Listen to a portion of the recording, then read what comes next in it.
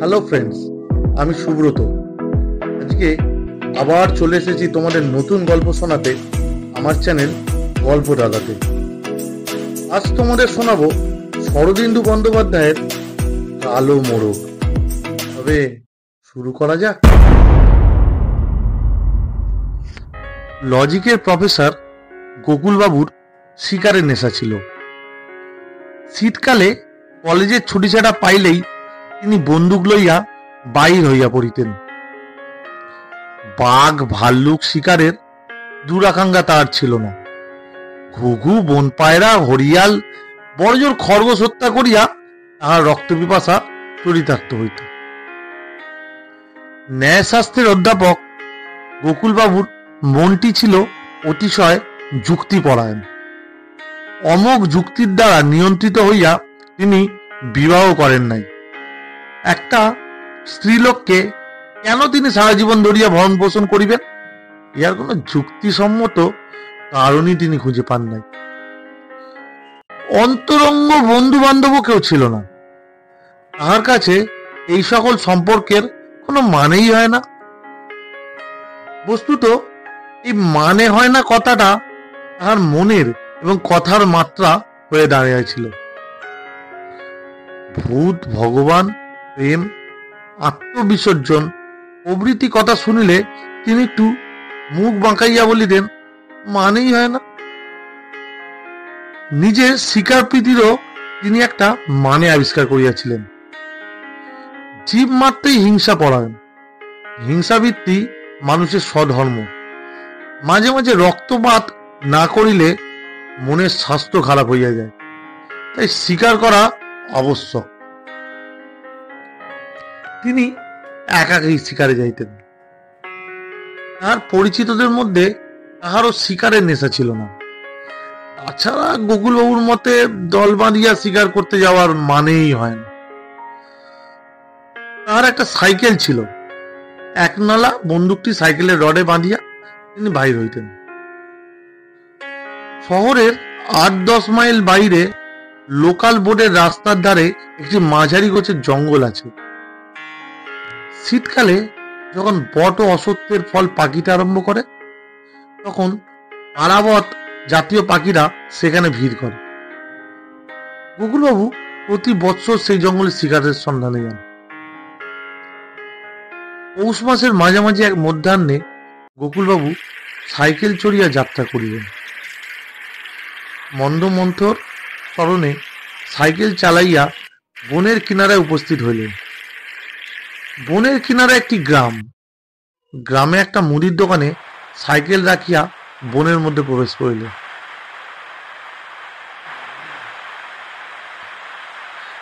বনটি আকারে পায় গোলাকৃতি, ব্যাস অনুমান 3 মাইল। ইয়ার নেমিবৃত্ত ঘিরিয়া কয়েকটি ছোট ছোট গ্রাম। কোনো গ্রাম হিন্দু প্রধান, কোনো গ্রাম মুসলমান প্রধান। গ্রামীণেরা সকলেই চাষি। জঙ্গলের চারপাশে গ্রামগুলি অবস্থিত দেখিয়া মনে হয় যেন জঙ্গলকে পাহারা দিবার জন্যই আনা বসিয়াছে। বনটি খাসমহলের সম্পত্তি হইলেও গ্রামবাসীরা এখানে গরু মোষ চড়ায়। গোকুলবাবু বন্দুক কাঁধে লইয়া বনের কেন্দ্রস্থল লক্ষ্য করিয়া চলিলেন। বেলা 3য় প্রহর। সূর্য একটু পশ্চিমে ঢলিয়াছে। শস্পাকীর্ণ ভূমির এখানে ওখানে প্রকাণ্ড প্রকাণ্ড গাছগুলি একক দাঁড়াইয়া আছে। কোথাও বা কয়েকটা গাছ একত্র হইয়া খোট পাকাইতেছে। বট গাছগুলা ফলে ফলে রাঙা হইয়া উঠিয়াছে, কিন্তু আশ্চর্য, কোথাও একটাও পাখি নেই। এই সময় গাছে গাছে ফলাসি পাখির ভিড় লাগিয়া থাকে। আজ পাখিগুলো গেল কোথায়? গোকুলবাবু এক স্থানে স্থির হইয়া দাঁড়াইয়া কান পাতিয়া শুনিলেন। ঘুঘুর উদাস বিলাপ, বন কপতের ফটফট পাখার আওয়াজ, কিছুই শোনা যায় না। তিনি চারিদিকে দৃষ্টি ফিরাইলেন। কই, গরু ভেড়াও তো চলিতেছে না। বনের সকল পশুপক্ষী সলা পরামর্শ করি একসঙ্গে অদৃশ্য হইয়াছে নাকি? বিরক্ত হইয়া তিনি মনে মনে মন্তব্য করিলেন, মানেই হয় না। তবু তিনি অগ্রসর হইলেন।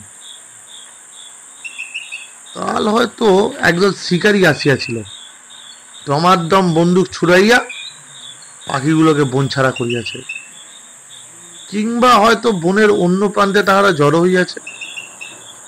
গোকুলবাবু বড় বড় গাছগুলোর তলা দিয়া চলিতে চলিতে ঊর্ধ্বে গাছের ঘন ডানপালার মধ্যে দৃষ্টি নিক্ষেপ করিতে লাগলেন।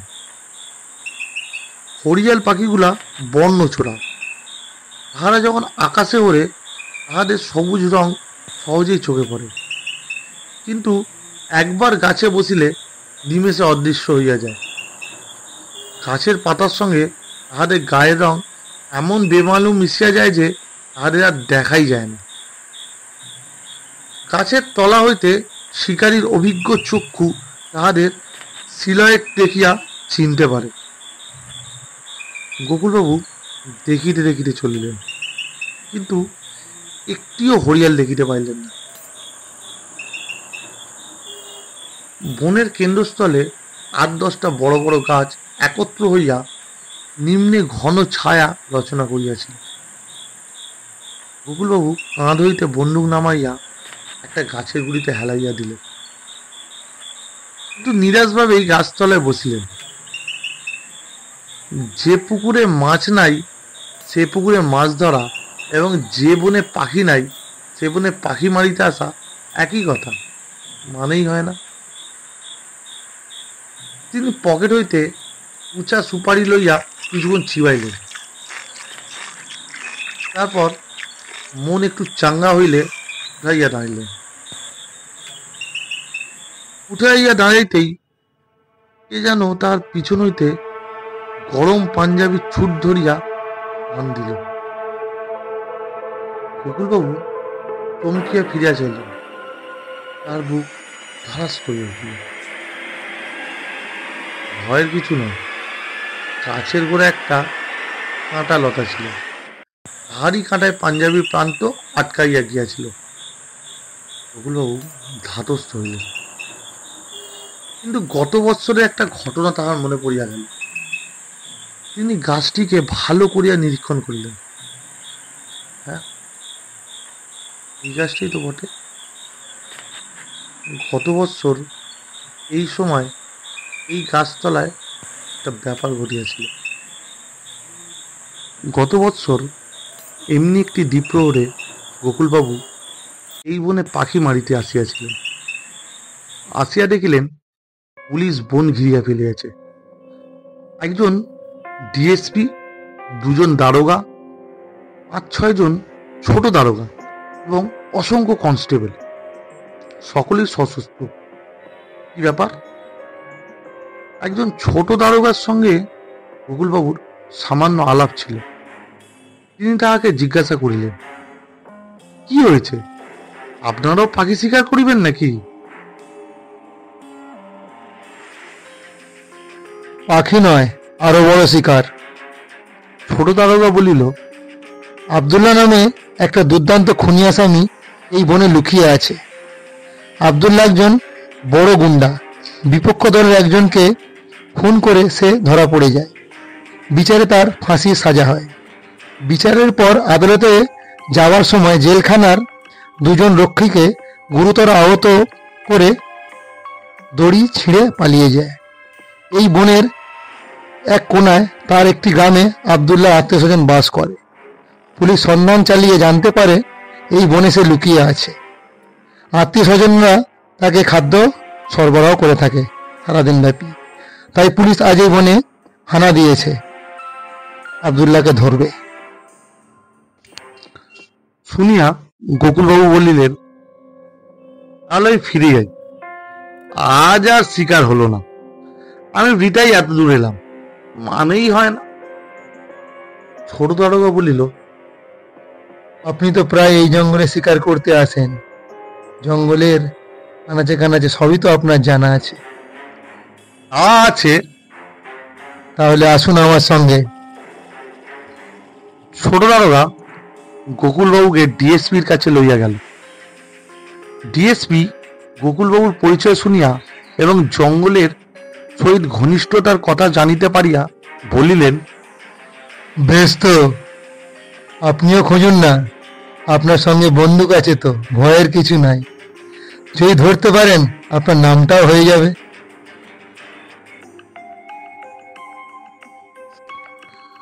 গোকুলবাবু বনে প্রবেশ করিলেন। ভাবিলেন, পাখির বদলে মানুষ মৃগা মন্দ কি, একটা নতুন অভিজ্ঞতা। বনের মধ্যে আরো অনেক পুলিশের লোক খোঁজাখুঁজি করিতেছে। ঝোপ ঝাড় ঠেঙাইয়া বিবিধভাবে বনের কিনারা হইতে কেন্দ্রের দিকে অগ্রসর হইতেছে। গোকুলবাবু তাহাদের অতিক্রম করিয়া অভ্যন্তর দিকে চলিলেন। তাহার দৃষ্টি গাছের মাথার দিকে। পুলিশ ঝোপ ঝাড় ঠেঙাইতেছে। গোকুলবাবু চুক্তি নিয়ন্ত্রিত বুদ্ধিতে বলিতেছে, আসামি যদি বুদ্ধিমান হয় সে গাছের নিচে থাকবে না, ওপরেই থাকবে। ঘন্টা দুই এদিক ওদিক ঘুরিতে ঘুরিতে গোকুলবাবু একাকী ওই গাছটির তলায় আসিয়া উপস্থিত হইলেন। প্রকাণ্ড গাছ, একেবারে ময়ূর। বুড়িটা তিনজন মানুষ জোড়াইয়া ধরিতে পারবে না। ডালগুলো অতিকায় হাতির সুঁড়ের মতো জড়াজড়ি করিয়া বহু শাখা পোশাখা বিস্তার করিয়া বহু ঊর্ধ্বে চলিয়া গিয়াছে। ঘন পাতার আবরণের মধ্যে গধূলির অন্ধকার। গোকুলবাবু গাছের নিচে ঘুরিয়া ফিরিয়া দেখিতে লাগিলেন।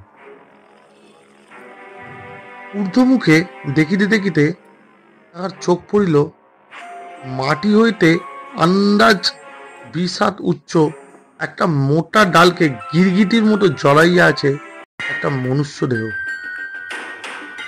অভিজ্ঞ চক্ষু নইলে মনুষ্য দেহ ঠাউর করা যায় না, মনে হয় গাছেরই একটা শাখা। গোকুলবাবুর বন্দুকে টোটা ভরাই ছিল। তিনি ডাকিলেন, এই নেমায়। উপর হইতে সারা শব্দ আসিল না। গিরগিটির মতো আকৃতিটা নিশ্চল রইল। তিনি তখন বললেন, আমি তোকে দেখতে পেয়েছি, ভালো চাষ তো নেমে আয়, নইলে গুলি করব। এবারও আকৃতিটা নিশ্চল। গোকুলবাবুর ইচ্ছা ছিল আসামিকে নিজেই ধরবেন এবং বন্দুকের আগায় লইয়া গিয়া ডিএসপির হাতে সমর্পণ করিয়া দেবেন। কিন্তু তাহা হইল না দেখিয়া তিনি গলা চড়িয়া হাঁক দিলেন, আসামিকে দেখেছি, শিগগিরই এসো, জলদি জলদি। মুহূর্তের মধ্যে 50 জন লোক আসিয়া গাছ ঘিরিয়া ফেলিল। আসামি তবু গাছ হইতে নামিতে চায় না। ডিএসপি তখন কয়েকবার বন্দুকের ফাঁকা আওয়াজ করিয়া বলিলেন, আব্দুল্লাহ, তুই স্বেচ্ছায় নেমে না আসিস, ওই গাছেই তোকে গুলি করে মারবো। অবশেষে আব্দুল্লাহ নামে আসিল। কয়লার মতো কালো লিকলিকে একটা লোক, পরনে শুধু একটা নীল রঙের লুঙ্গি। পুলিশ তাহার হাতে হাতকড়া পরাইল।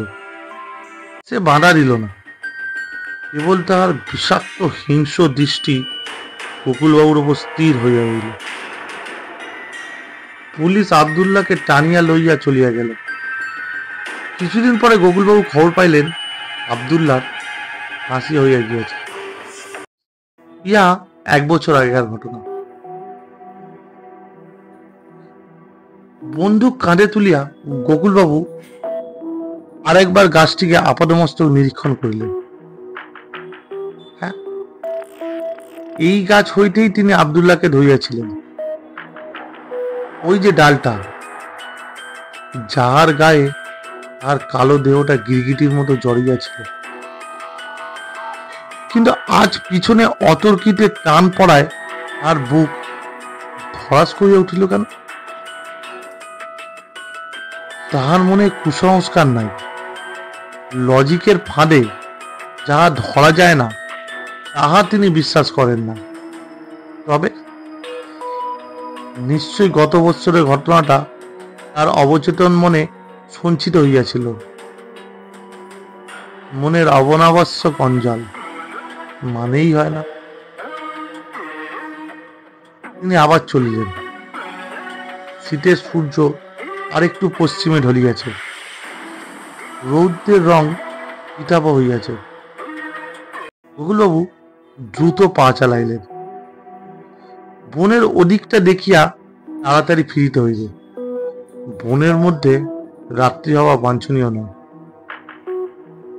আরো মাইলখানেক গিয়ে গোকুলবাবু দাঁড়াইলেন। ধূর্ত, আর টোটো করিয়া কি হইবে?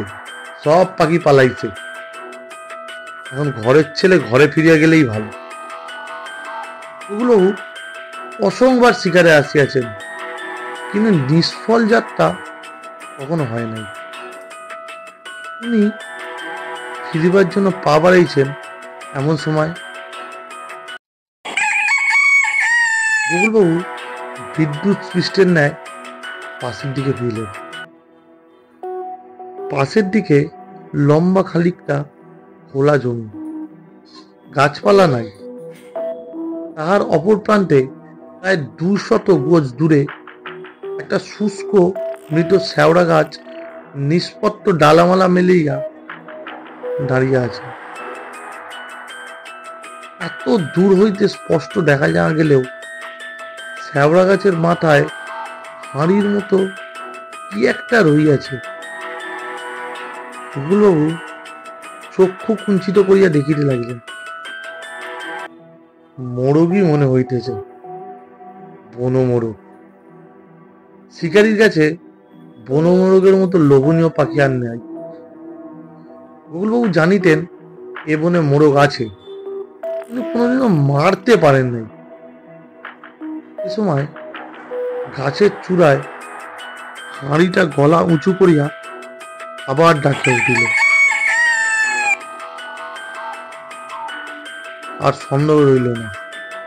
একটা চাপা উত্তেজনা গোকুলবাবুর স্নায়ুমণ্ডলকে ধনুকের মতো টান করিয়া দিল। তিনি দূরে বৃক্ষ শীর্ষে দৃষ্টি রাখিয়া কাঁধ হইতে বন্দুক নামাইলেন। পকেট হইতে 4 নম্বরের একটা ওটা লইয়া বন্দুকে ভরিলেন। তারপর বন্দুক হস্তে নিঃশব্দে পদসঞ্চারে অগ্রসর হইলেন। 100 গজের মধ্যে পৌঁছিয়া তিনি মোরগটাকে স্পষ্ট দেখিতে পাইলেন। প্রকাণ্ড মোরগ, যেন একটা ময়ূর। কুচকুচে কালো গায়ের পালক, তাহার উপর রৌদ্র পড়িয়া ঝকমক করিতেছে। উচ্ছের ময়ূরকণ্ঠী পালকগুলো বক্রভাবে উদ্ধত হইয়া গেছে। মোরগ সগর্বে গলা উঁচু করিয়া এদিক ওদিক চাইতেছে। গোকুলবাবুর শরীরের ভিতরে উত্তেজনার একটা শিহরণ খেলিয়া গেল। তার বন্দুকের পাল্লা 100 গজ। মোরগটা পাল্লার মধ্যে আসিয়াছে। কিন্তু গোকুলবাবু সাবধানী লোক। 100 গজ দূর হইতে ছররা ওদিকে নিক্ষিপ্ত হয়, লোককে নাও লাগিতে পারে। তিনি অতি সন্তর্পণে এক পা করিয়া অগ্রসর হইলেন। কাছে পিঠে গাছ থাকিলে ভাবনা ছিল না, কিন্তু গাছ নাই। তাকে খোলা মাঠ দিয়েই অগ্রসর হইতে হইল। আরো 25 গজ গিয়া তিনি থামিলেন। এইবার বেশ পাল্লার মধ্যে এসিয়েছে, আর লক্ষ্যভ্রষ্ট হইবার ভয় নাই। তিনি ধীরে ধীরে বন্দুক তুলিলেন, কিন্তু টিপ করিয়া ঘোড়া টিপিবার আগেই মোরগটা ফরফর শব্দ করিয়া উড়িয়া গেল। মোরগ জাতীয় পাখি ভালো উড়িতে পারে না। তাহাদের ওজনের তুলনায় পাখনা ছোট, কিন্তু উঁচু হইতে লাফাইয়া পাখনার সাহায্যে অক্ষত দিয়ে মাটিতে নামিতে পারে। মোরগটা পাখনা নাড়িতে নাড়িতে মাটিতে নামিয়া কোক কোক শব্দ করিতে করিতে একদিকে ছুটিল। গোকুলবাবু দেখিলেন প্রায় 100 গজ গিয়ে মোরগটা একটা গাছের তলায় দাঁড়াইল। তারপর যেন কিছুই হয় নাই এমনি ভাবে গাছের নিচু ডালে গিয়া ডাক দিল।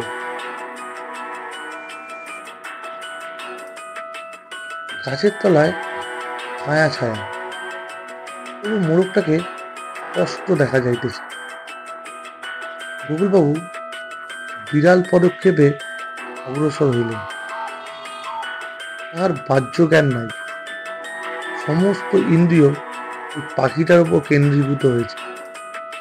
তিনি আবার তাহার পাল্লার মধ্যে উপস্থিত হইলেন, কিন্তু এবার বন্দুক তোলার সঙ্গে সঙ্গেই মোড়ক উড়িয়া গেল। বেশি দূর গেল না, পাল্লার বাইরে গিয়া একটা ঝোপের পাশে দাঁড়াইল। গলা উঁচু করিয়া ব্যঙ্গ করে ডাকিল। গোকুলবাবু আবার চলিলেন। নিয়তির চুম্বক তাহাকে টানিয়া লইয়া চলিল। ক্রমে সূর্য বনের আড়ালে ঢাকিয়া পড়িল। চারিদিকে ছায়াচ্ছন্ন হইয়া আসিল। গোকুলবাবুর সেদিকে লক্ষ্যই নাই। তিনি মোহগ্রস্তের মতো মোরগের পিছনে চলিয়াছেন, কিন্তু অনেক চেষ্টা করিয়াও তিনি মোরগটাকে মারিতে পারিলেন। যতবার পাল্লার মধ্যে আসেন ততবার বন্দুক তোলার সঙ্গে সঙ্গে মোরগ পালিয়ে যায়। তার অনুসরণ করিয়া তিনি কোন দিকে চলিয়াছেন তাহাও তার লক্ষ্য নাই। কেবল একাগ্র ব্যর্থতায় পাখির পিছনে চলিয়াছেন। একবার তাহার মনে হইল গাছপালার ওপারে ধোঁয়া উঠিতেছে। তার মনের উপর অস্পষ্ট ছায়া পড়িল। বনের কিনারে কোনো গ্রামের কাছে আসিয়া পড়িয়াছে। দিনের আলো দ্রুত নিভিয়া আসিতেছে। চারিদিকের গাছপালা আবঝারা হইয়া গেছে, তবু কালো মোরগটাকে পরিষ্কার দেখা যায়। হঠাৎ মোরগটা থামের মতো একটা উঁচু জায়গায় উঠিয়া তীব্র কণ্ঠে ডাক দিল।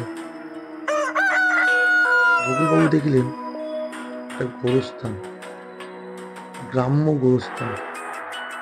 অধিকাংশ কবরই মাটির। ইটের কবর যে দু চারটি আছে তাহাও চুন সুরকি খসিয়া জীর্ণ হইয়া পড়িয়াছে। কেবল একটা গোড় নূতন, তাহার গায়ের চুনকাম সম্পূর্ণ মুছিয়া যায় না। সে গোড়ের শীর্ষস্তম্ভের উপর মোরগটা গর্বিত ভঙ্গিতে দাঁড়িয়ে আছে। গোকুলবাবু শীর্ণ একটা নিঃশ্বাস টানিলেন।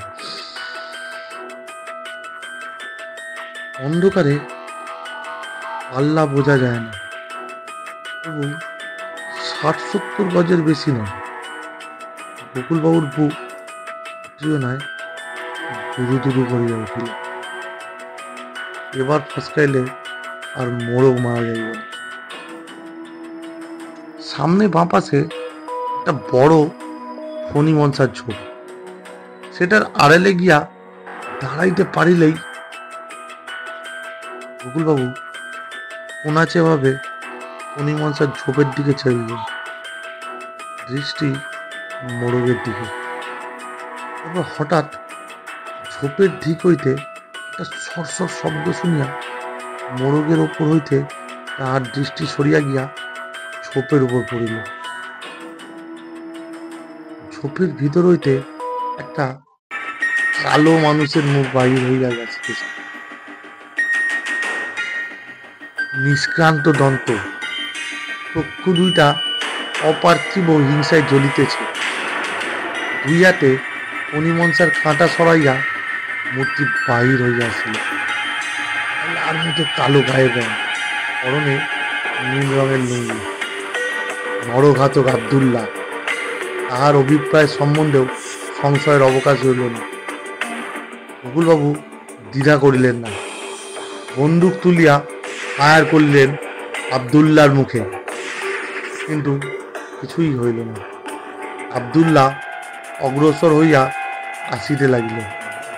গোকুলবাবু অনেক হতবুদ্ধি হইয়া রইলেন। তারপর যে কথাটা সংকটকালে তিনি ভুলিয়া গিয়েছিলেন তাহা মনে পড়িয়া গেল। আব্দুল্লাহ তো ফাঁসি হয়ে গেছে, সে তো বাঁচিয়া নাই।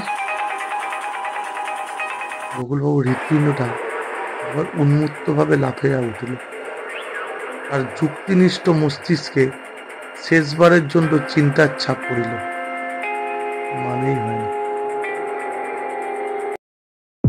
কেমন লাগলো আজকের গল্প বন্ধুরা? কমেন্ট করে জানাও আমাকে। ভালো লাগলে লাইক করো, শেয়ার করো, বন্ধুদেরকেও শোনাও। আর প্লিজ সাবস্ক্রাইব করো আমার চ্যানেল। খুব ভালো থেকো সবাই।